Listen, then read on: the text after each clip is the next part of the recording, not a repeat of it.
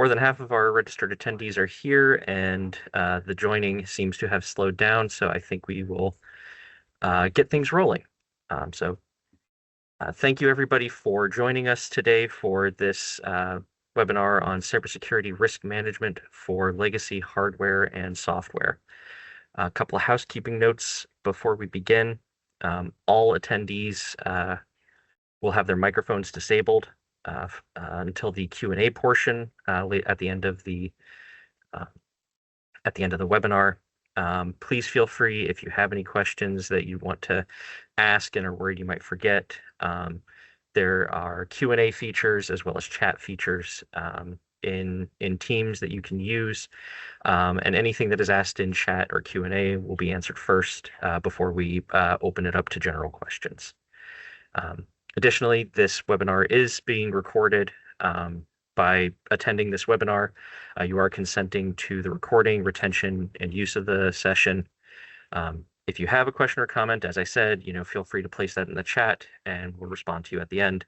But if you would like to ask your question or to comment verbally, please note by doing so, you are consenting to the recording, retention, and use of your statements recorded as part of this session. Thank you very much. And now for introductions. My name is Ian Dedamore. I am a program manager with the Bureau of Public Transportation in the Planning and Project Delivery Division, and a member of the PA Public Transportation Cybersecurity Committee. And I will turn things over to Jeremy to introduce himself. Hi, my name is Jeremy Dorsey. I am the Director of Information Systems and Technology up here at the Area Transportation Authority in the north central part of the state. I'm also a member of the Cybersecurity Task Force. Thank you.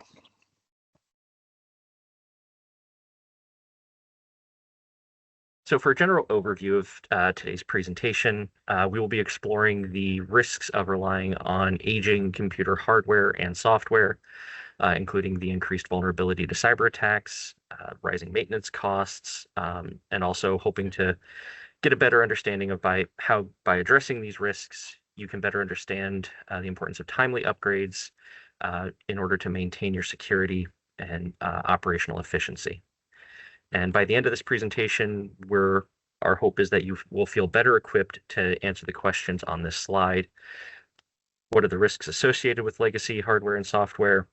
If this is critical to my operations, how do I mitigate this risk?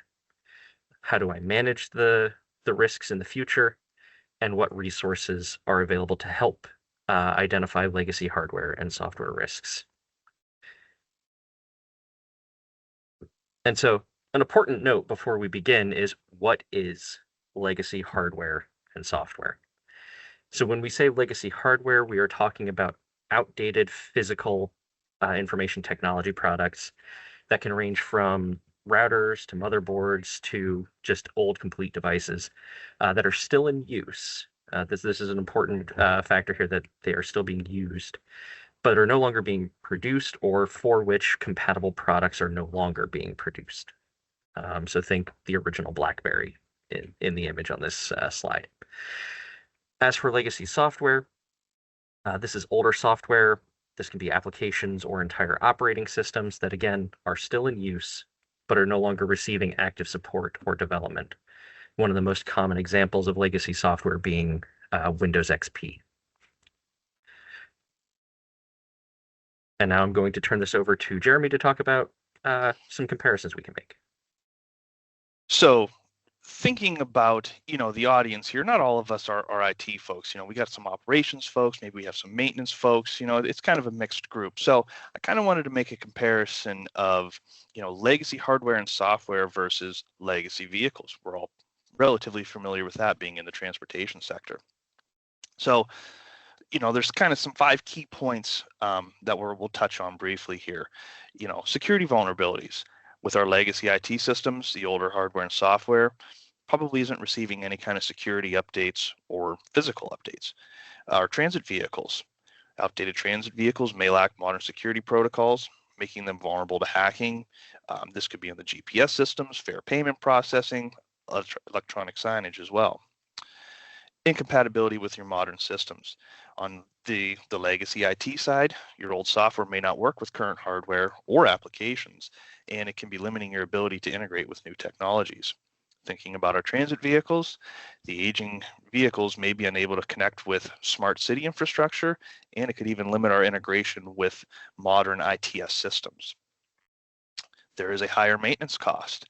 The legacy systems, replacement parts may not be available, and if they are, they could be extremely rare and expensive. On the transit vehicle side, our older vehicles may require more frequent repairs due to wear and tear.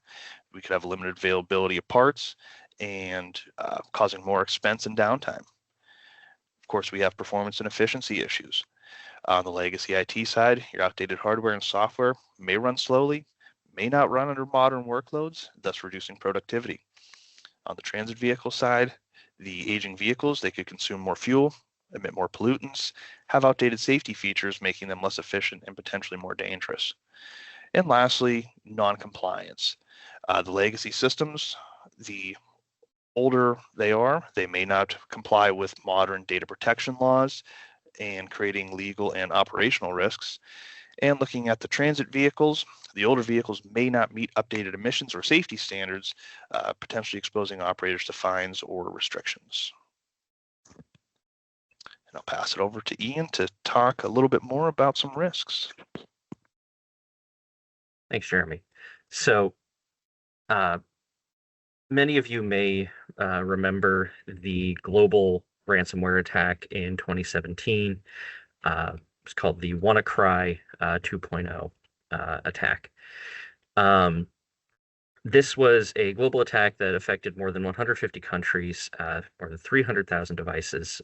The first reported breach was in the National Health Service, which was one of the most severely impacted organizations, the National Health Service in the UK, which saw nearly 20% of their nationwide network brought down by the WannaCry ransomware attack. And this was a specific attack that was exploiting a vulnerability in legacy Windows operating systems, specifically Windows XP and Windows 8. This was a vulnerability that had been fixed in more recent versions of Windows, and Windows had even released a tool suite that would have fixed this vulnerability on XP and Windows 8. However, that particular tool set was not broadly known about and is no longer available for anyone who is still running Windows XP or Windows 8. And the total damage estimates vary widely, but the estimated damages run from anywhere from hundreds of millions to billions of dollars in operating disruptions and ransomware payments that were made to the actors. And some organizations took weeks or months to recover from the impacts of the attack. And again, this was all propagated because these organizations were running outdated legacy operating systems. For a more current view of the risks, the National Institute of Standards and Technology, NIST, in partnership with the Cybersecurity Infrastructure organization, they maintain a list of vulnerabilities at a global scale. And vulnerabilities are being reported for products every day. In December 2024, there was nearly 10,000 vulnerabilities submitted, 3,000 of which were analyzed by the end of the month. And this affected nearly 12,000 products in use globally.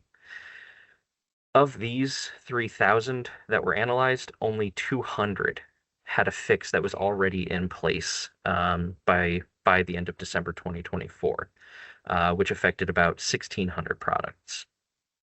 And of those, 30 of the vulnerabilities that had a fix in place were associated with end-of-life product vulnerabilities affecting about 300 products that were currently in use, again, globally. And the fix for all 30 of those was cease continued use of this product.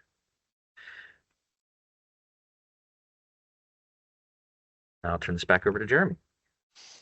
I will just make one comment on that previous slide of those vulnerabilities that were submitted. Those are known vulnerabilities. Think of the things we don't know. That's what keeps guys like me up at night. Anyway, let's talk about some mitigation techniques for our existing legacy products. We have a few different kind of things in our tool suite. Now, these are not recommendations. This is not us saying, hey, if you do this, you can keep that Windows Server 2003 system running, for the next 10 years. No, this is just to help, get you ready to transition. And if it is something that mission critical, a few things that you can do to help at least get you from that legacy stuff onto a more modern system. So I think before we talk about these mitigation techniques, I want to just take a minute and say that something really important that you should be doing is taking an annual hardware and software inventory. If you don't have an in-house IT staff, this should definitely be something that, your managed service provider or whomever is, assisting you with your technology stuff, this is something that they should be doing. It's as simple as, what's on my network, and are we sure that all the devices that are plugged in are our devices, or do we have, a rogue device or something like that? Obviously, having a rogue device can lead to some other issues. So let's talk a little bit more about some mitigation. We have VLANs, air gaps, and VPNs. And again, these are temporary solutions. Using a VLAN is a virtual LAN. So rather than having physical networking gear, your current networking gear is going to just kind of flow that traffic in a safe way, keeping it away from, getting attacked, hopefully. Your air gaps, that's exactly what it sounds like. It's keeping it off of the network, a physical gap between that legacy production system and your modern production system. And you could use a VPN to access that, keeping that legacy system behind a firewall. The only real problem with that is it can cause some issues, with accessing that data, but it will give you that additional layer of security and help reduce some threats. We do have a couple of links from NIST on air gap recommendations and VLAN recommendations that we can share after this as well. Of course, one great thing that we can do is just leave the legacy devices off when not in use. And only turn them on when absolutely necessary. And this could also include physical access. So you have to walk to that workstation or that server to deal with and interact with that system rather than it being attached to your network. Backup and redundancy. Keeping frequent backups of your data and system level images. In the event that you have an issue with that legacy product, you should be able to recover a little bit more quickly. On the redundancy side, you should consider having an on-site stock of parts for those pieces of hardware that you're using. And some of these are very generalized because we're speaking of hardware and software. So trying not to bore everyone here with, super specific things. So, there's a lot of considerations, I guess. Of course, we have our virtual machines. Some of you might be saying, what is a virtual machine? A virtual machine is a software emulation of a physical computer that runs an operating system and applications as if it were on a separate physical device. So you can host multiple virtual machines on virtual infrastructure. Speaking of virtual infrastructure, there are multiple kinds. A few examples would be a virtual machine that runs on bare metal, which is a dedicated server. This may include products like ESXi from VMware and Microsoft's Hyper-V. Those products run on that hardware, and then you can install your guest operating systems behind it. You could use a hosted environment, which is using your PC for its resources. This would be something like Oracle's VirtualBox or VMware Workstation, where it's using your computer for its resources. And of course, you have your public infrastructure, your AWS, Amazon Web Service, and your Microsoft Azure platform as well, where they do provide different types of virtual machines. So again, using a virtual machine, it can help keep an existing server running while you move towards a newer system. And it's something that, I've done here at ATA. We've moved legacy systems from their own bare metal into a virtual environment as we were transitioning to newer things. We do have some NIST security recommendations for virtual machines, again, that we can share after this. Transition in low risk operations. A lot of times it is difficult to move everything at once, to just take a legacy system and throw it into a cloud environment, or even just do an entire upgrade.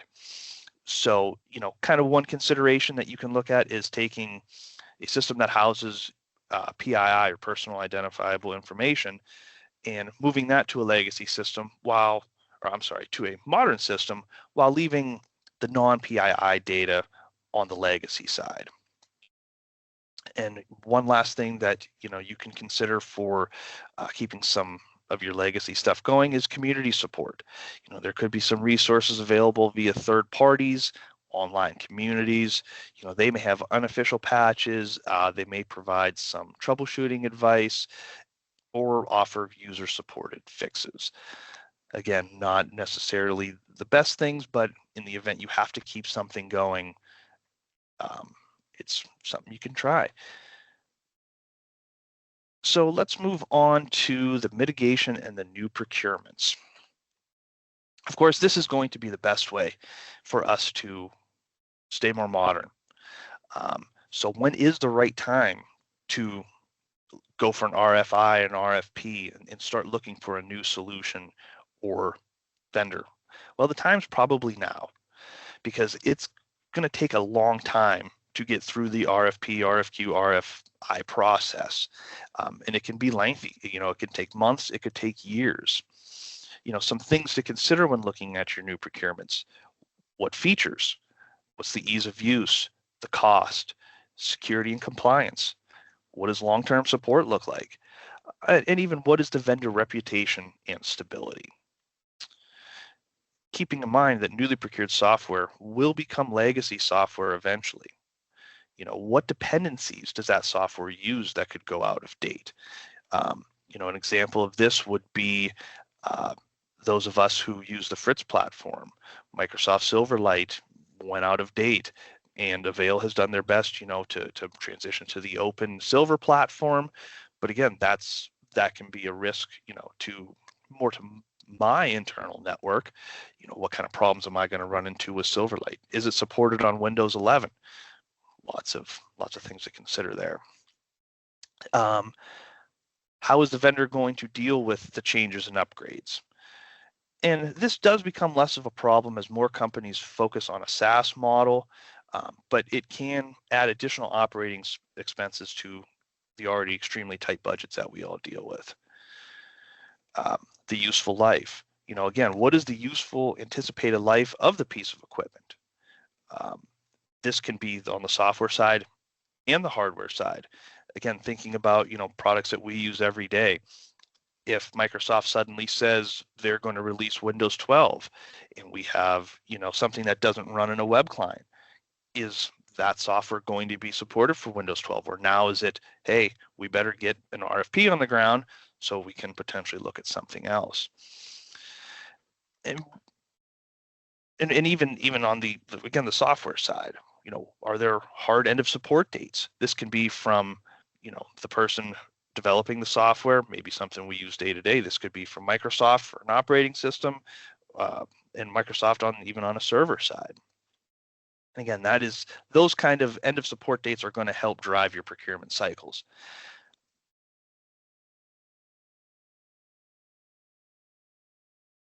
One other thing that we should also be considering for these new procurements is vulnerability surveys. NIST recommends that we go back one step. So this would be me looking at a vendor that I use and making sure that they're taking the steps possible to keep these systems running, to keep them safe and secure.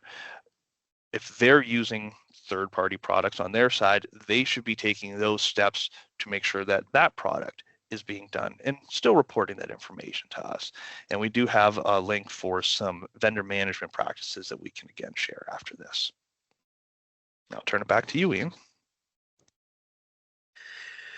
Thanks, Jeremy. Before I had mentioned that NIST and CISA have collaborated to put together a database of vulnerabilities, and fortunately, it is a very useful tool that it has very wide contribution from many industry partners. Unfortunately, this seems to be the only centralized resource for end-of-life product information to find out if there are vulnerabilities associated with an end-of-life product. You're either going to need to go to your vendor directly or to the National Vulnerability Database, the NVD here. The nice thing about this product is that it can be searched by product or by vendor. So you can search for any of the products that are in your inventory that Jeremy mentioned you should be doing every year. And any of the vulnerabilities that are associated with your products will include a description of the specific vulnerability and the risk associated with it for disruptions to operations, potential exposure of your data, and whether or not a fix is available for this particular vulnerability. This can also be useful when you're working with going through the RFP process and selecting vendors. You can look to see, are a vendor's products already in here? Have they been working to address known vulnerabilities with their products? Again, as Jeremy mentioned, it is for known vulnerabilities, but this is one of the best resources out there. And one especially nice thing with this resource is that there is a tag, unsupported when assigned. That is a tag that is added to vulnerabilities that are associated with end-of-life unsupported products. So if you are specifically looking to see, are there any vulnerabilities associated with an end-of-life product, you can select the unsupported when assigned tag and search for your products or vendors to see if there are any vulnerabilities that are associated.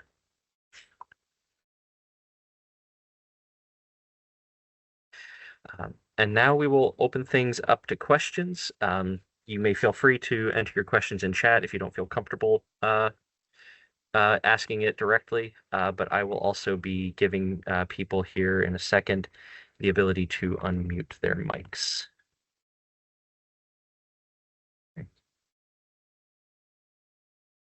All right, so anybody who has any questions, please feel free to unmute yourself, introduce yourself, and ask your question.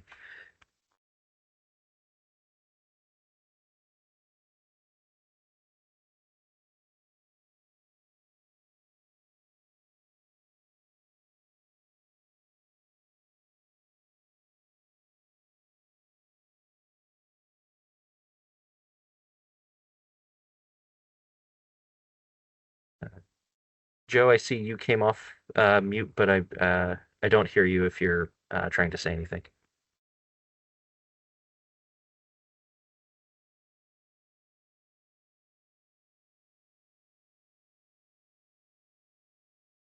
Can you hear me, Ian? I can, yes. Okay, just checking to see if there's something broader going on. See, Joe took himself off mute. I guess just one comment. It was an excellent presentation. Thank you, guys. Thank you. You know, some of this stuff is highly technical, and maybe your best course of action, if you're relying on a vendor to provide your IT support, is to make sure that they're keeping track of what equipment and software you have that is legacy, and alerting you to the fact that there's some concerns with that. So something definitely to consider in terms of interacting with your IT support folks. Yes, absolutely. Whoever is doing the IT support, whether it's internal staff or you've contracted out to a third party, should be maintaining an inventory of your hardware and software products, and it should be doing some level of due diligence to identify any potential vulnerabilities associated with end-of-life products. regardless of whether it's in-house or not.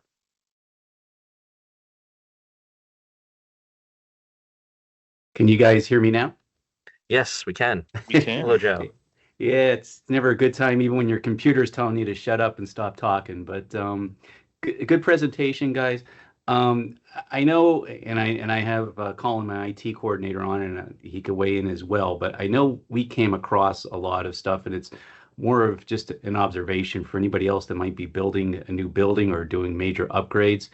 We had, like between the fuel island people, our security people, even our audiovisual people, we had people just plug into our network without even asking us.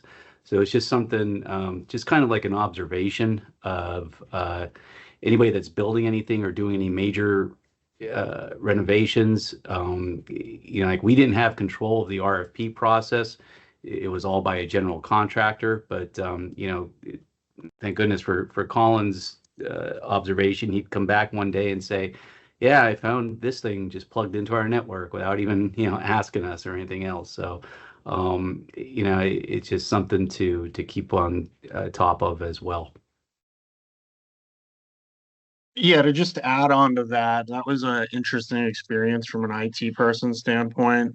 You walk into a building one day and you see strangers pulling in a server rack that's not on any of your paperwork. So it was a fun process, but the problem we really ran into was subcontractors of subcontractors. So there wasn't a lot of control at certain levels of the building process.